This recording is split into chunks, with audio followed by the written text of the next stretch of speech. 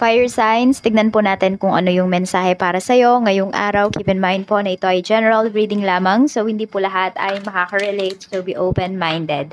Sa mga hindi pa po nakasubscribe dito sa ating channel, please subscribe na po kayo and palike na din po ng ating video. At sa mga nice pong mag-avail ng ating private readings, lucky stones, amulet, at ng ating bracelet, ayan po. Ayan, so kompletos recados na yan. Ito na lang yung design natin para hindi na ako mahirapan. So, ayan po. Message lang po kayo. Ayan. Pwede nyo itong gift sa inyong sarili or sa inyong mga loved ones. So, tignan po natin sa customize to. Kung order kayo, tsaka ko pa lang siya gagawin. Oo.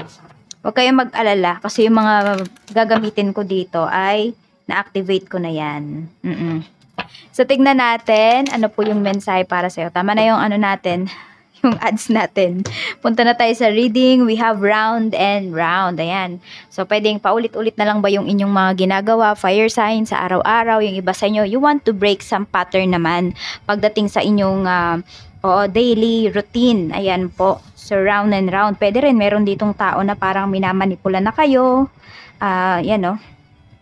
Ayan. Pero meron dito kasi nai-stress kayo. Kasi nga, paulit-ulit na lang yung inyong ginagawa. Ayan, tignan po natin. We have thinker. Ayan. So, madaming stress dito na fire signs. Aries, Leo, Sagittarius. Happy birthday nga po pala, Sagittarius. Ayan, more blessings para sa'yo. Meron tayong video reading para sa'yo. Video reading. Birthday reading para sa'yo. Meron tayo ditong higher power. So, kayang-kaya mo tong labanan talaga. Fire signs. Ayan po, oh. So, alis kayo dito sa pag-overthink ninyo. Mas gamitin ninyo yung intuition ninyo. Salain nyo lang yung mga parang paulit-ulit na pumapasok sa isipan po ninyo. So, ayan, yung iba, nag-overthink kayo dito. Oo. Yan, no? Meron tayo ditong higher power. So, pwede nga kasi may nagmamanipula. Sinasabi naman sa inyo dito ni universe na mas matalino kayo kaysa dun sa tao na yun. Kayang-kaya nyong i-block yung pagmamanipula ng tao na yun sa inyo. We have a leg up. So, yun nga lang, medyo kailangan talaga ng, ano ba dito, ng strength. Okay, kailangan dito is maging responsable po kayo. So, yan, kayo yung pinaka-responsable sa mga iniisip po ninyo ngayong araw. Kaya, as much as possible, ayun, huwag kayong mag-isip ng mga negative things kasi kayo po ang, ayan, mawawala sa mood ngayong araw na ito. Parang huwag kayong magpatalo. What is round and round? Saan to? Spirit guide. Decide. Ayun nga, di ba? Parang paulit-ulit na lang talaga. Kayo lang naman yung magde-decide, fire sign. So, mag-decide na po kayo. Ayan, sabi ni universe. It's time to clearly make a decision about what you want. Ano ba talaga yung gusto mo? Ayan, gusto mo ba yung ginagawa mong paulit-ulit? Kung hindi, and then break some pattern, di ba? Sabi ko nga sa inyo, kayo lang yung makakatulong sa inyong sarili. Tignan po natin what is thinker. We have love. Nag-overthink yung iba sa inyo in terms of your relationship. It's either in a relationship kayo or yung iba sa inyo single. Ayan po, na-pressure. Marami sa inyo. Na-pressure kayo dito. Sabi, the answer that you're seeking is love. So, pwedeng ano ba? Mas mahalin mo ba yung sarili mo? Or ano ba yung love na binibigay mo towards other people? Na-appreciate ba? We have thankful. Ayan po. So, be thankful sa ating sa ating mga higher beings. Ayan po kay God, kay universe. So, maybe sobrang thankful mo din talaga, fire signs these days. Kasi pwede rin na may mga tao na umiintindi po sa'yo. Yung tipong kahit hindi mo hindi ka mag-ask ng help, merong mga tao dito na naiintindihan ka nila, na pwede rin naiintindihan at iniintindi ka nila dito. A leg up. So, madami kang dapat ipagpasalamat ngayong araw. We have, ayan, try something new. Ayun nga po, hindi nyo talaga ng efforts kung gusto niyo na may mabago sa life ninyo. Pwede rin, meron ba kayong routine na ginagawa naman? So, kung gusto niyo yung ginagawa nyo na yon, edi kailangan po ninyo maging consistent doon sa bagay na yon. You'll only know that you can do something if you try. Ayan po. So, ayan, yung mga bagay na hindi nyo pa nagagawa, edi, di ba? Bago matapos yung taon na to, gawin nyo na. Bago matapos yung taon na to, is, meron kayong babalikan, di ba? Pag 2024 na. Tignan po natin ano pa yung mensahe para sa'yo. Spirit guide, pagdating po sa trabaho, kamusta po ang trabaho ni fire signs? Kamusta po ang trabaho ni fire signs, spirit guide? Tignan natin. Mayroon tayo ditong justice. Okay, may interview ba na-attendan yung iba sa inyo ngayong araw na ito? Kasi ito, pwede rin meron ditong meeting pagdating sa work ngayong araw. Parang hindi ko alam kung nagbe-brainstorming ba dito o nagsisisihan. Tignan natin, we have 6 of swords. Merong aalis sa trabaho.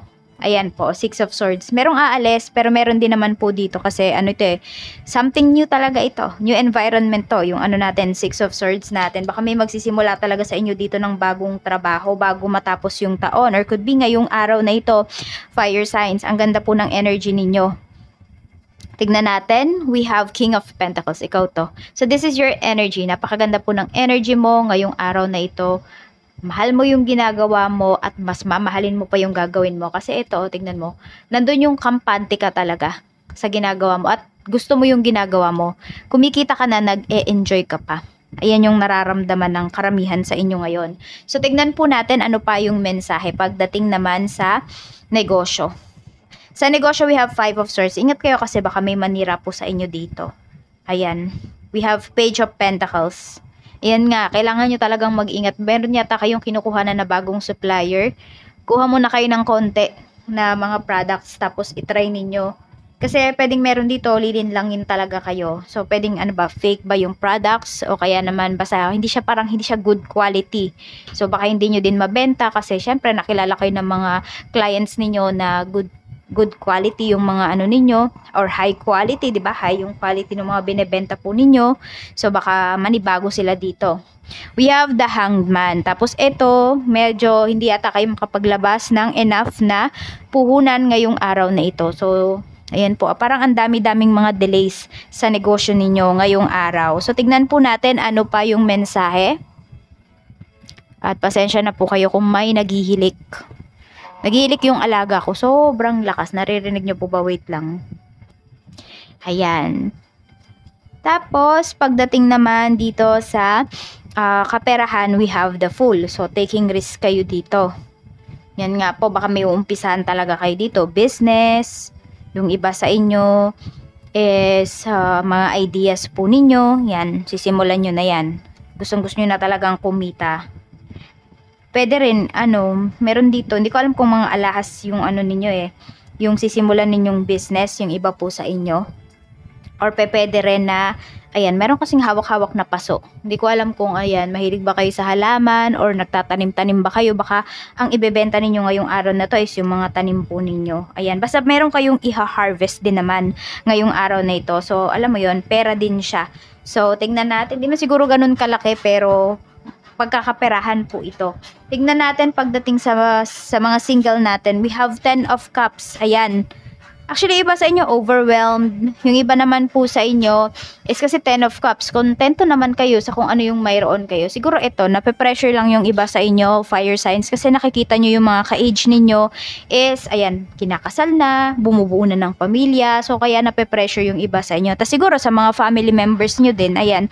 So, marami ba kayong aatenan ng mga kasal? Or baby shower, mga ganyan, binyag, ngayong ano na to, ngayong araw. So, tignan po natin, spirit guide, pagdating naman sa mga in a relationship. We have 8 of cups. Marami tayong mga in a relationship dito is may sacrifice kayo na gagawin. Ayan po. So, pwedeng ito ay magka-live-in din po. Ayan na. Kasi meron tayong baby energy dito So, parang nagkabaliktad yata kayo. Kung before, si partner mo yung gumagawa ng lahat sa inyo, I mean, nagtatrabaho, ganyan, nagpo-provide. So, ngayon, pwedeng baliktad na, pwedeng ikaw na. Ayan po. So, nandito naman yung nagtutulungan talaga kayo. Siguro na pag-usapan nyo din to. Kaya wala naman masyadong problema. Sa mga mag-asawa naman, we have 3 of Pentacles. Ayan, everything's okay naman. Working out in your favor.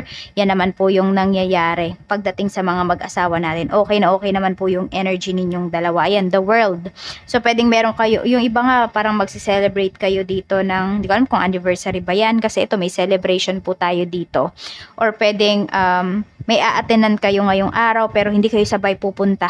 So, alam mo yun, parang yung yung time ninyo ngayon, pwedeng hindi siya magka-match, pero okay kayo ha. Baka kasi isipin ng ibang tao, yan, meron kayong problema, kasi hindi kayo sabay pumunta dun sa isang occasions na invited naman kayo parehas. So we have number 25, 44, 4, and 34. Yan po yung mga lucky numbers mo. Maraming salamat, fire signs. Mag-iingat ka always and more blessings to come. Bye-bye!